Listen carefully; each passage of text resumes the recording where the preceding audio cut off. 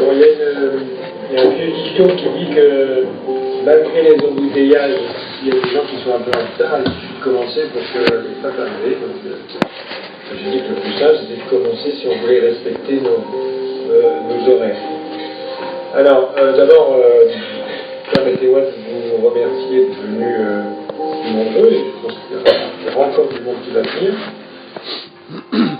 Vous me pardonniez d'avoir eu envie de vous lire les premiers mots de l'abbé Pierre lors de son appel, voilà quasiment 60 ans, jour pour jour. Cela afin de nous rappeler, s'il en était besoin, de notre responsabilité collective de favoriser la construction de nouveaux logements. Alors je cite, les amis, au secours, une femme vient de mourir gelée cette nuit, à 3 heures, sur le trottoir du boulevard Sébastopol, tirant sur elle le papier par lequel on l'avait expulsé. Alexandre, si tu veux bien me remplacer.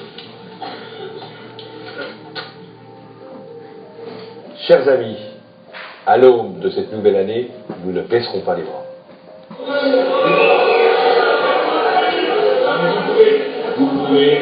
Vous avez le droit de ne pas me croire, mais c'est une réalité objective.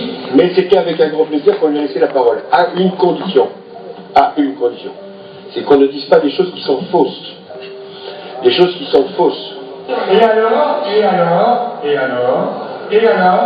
ça veut dire que nous mettrons toute notre énergie pour qu'elle soit équilibrée. C'est qu'un drôle de bagarre, hein, donc voilà. Ça avance bien. Vous avez été frustrés. Nous, on a appris plein de choses sur ce projet. On a appris plein de choses. On a écouté. Je rappelle que les logements dits aidés aujourd'hui, dits sociaux, c'est moi le vocabulaire, sont des logements qui sont accessibles à 70% de la population. Et c'est bien ces 70% de la population qui aujourd'hui ne trouvent pas des conditions pour pouvoir se loger.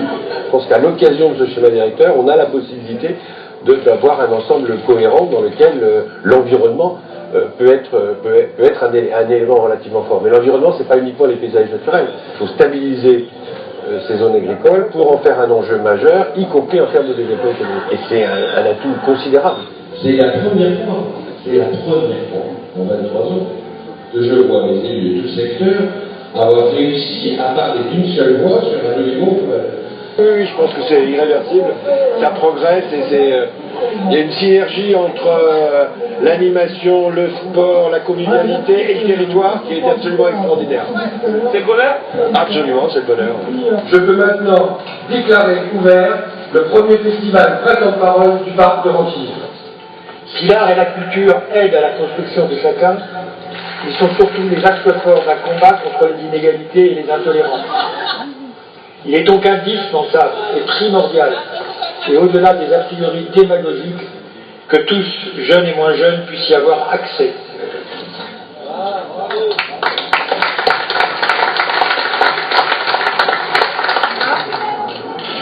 Un, deux, trois. Je ressens au fond de moi ce moment comme la conclusion, l'aboutissement d'un engagement de plus de 40 ans pour le service public, dont 31 ans pour ce qui est à mes yeux le plus beau de mes engagements, celui d'élu territorial. 12 ans en tant que conseiller municipal ou adjoint et 19 ans en tant que maire. 31 ans d'engagement avec une vraie volonté d'offrir un cadre de vie, des équipements et des services publics permettant à tous, quel que soit leur âge ou leur condition sociale, de se sentir tout simplement bien un collégien. Chaque action, chaque projet est toujours le fruit, le résultat d'une démarche collective. Je vais offrir ce résultat à tout le personnel de Marne-et-Gondoire. Ce sont des hommes et des femmes absolument formidables. Je vais utiliser le conseil communautaire pour rendre hommage d'une manière très sobre et très très simple à l'ensemble du personnel de Marne-et-Gondoire qui, je disais, sur cette commune. Voilà.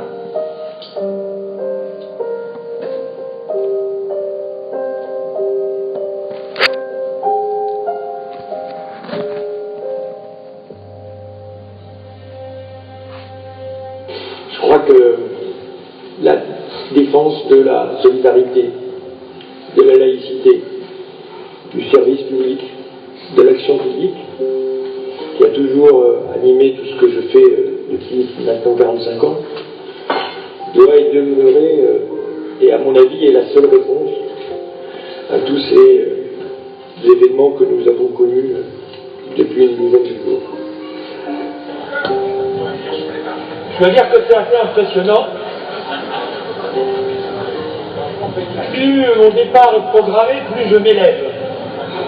Donc, je trouve ça bon signe, quoi, en fait.